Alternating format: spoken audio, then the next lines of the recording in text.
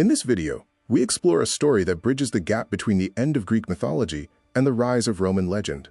We shift our focus from the aftermath of Odysseus to another survivor, one who carries the heavy legacy of a fallen city. We follow Aeneas, a Trojan prince who escaped the fires of Troy.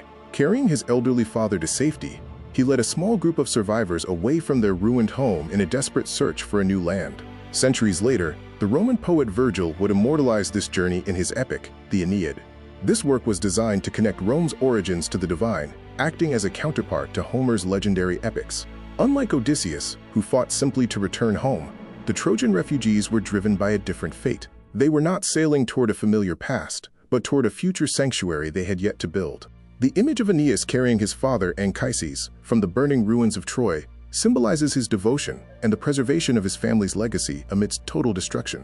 The Trojan fleet navigated the same dangerous Mediterranean waters that Odysseus once crossed. Despite sharing this environment, the two figures were destined for vastly different outcomes. On his journey, Aeneas found a brief respite in North Africa with Dido, the Queen of Carthage. Their tragic romance remains one of the most famous and sorrowful stories in Roman literature.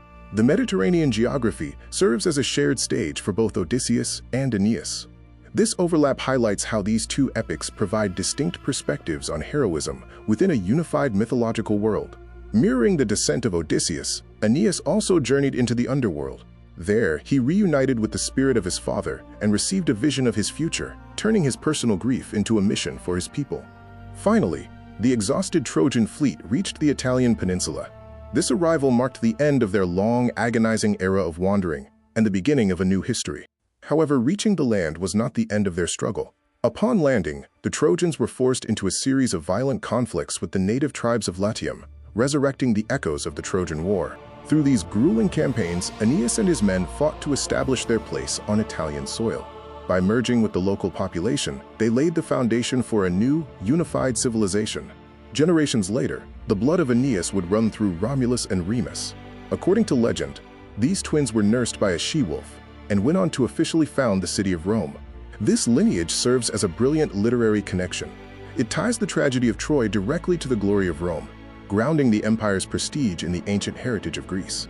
Ultimately, the Romans did not erase Greek mythology, but instead adopted and adapted it. By linking their origins to Troy, they created a powerful, hybrid identity that allowed their influence to outlast their own empire. When the two cultures merged, the Greek and Roman pantheons became intertwined. Many Greek gods were renamed to better fit the militaristic and disciplined structure of Roman society, yet their core essence remained the same. It is a profound irony of history that the defeat of Troy became the catalyst for Rome's beginning. The descendants of the vanquished rose to build an empire, blending tragedy with destiny. This mythological continuity shaped Western civilization. What started as localized tales in Greece transformed into the foundational stories that helped define the culture of an entire empire across Europe. We see a stark contrast between two great epics, the Odyssey, a deeply personal saga of return, and the Aeneid, an imperial saga of discovery. Together, they represent the dual nature of humanity's journey. The ashes of Troy truly birthed the foundations of Rome. Thank you for joining us on this journey. Next time, in episode 37, we will explore what the Odyssey left behind as we conclude our series.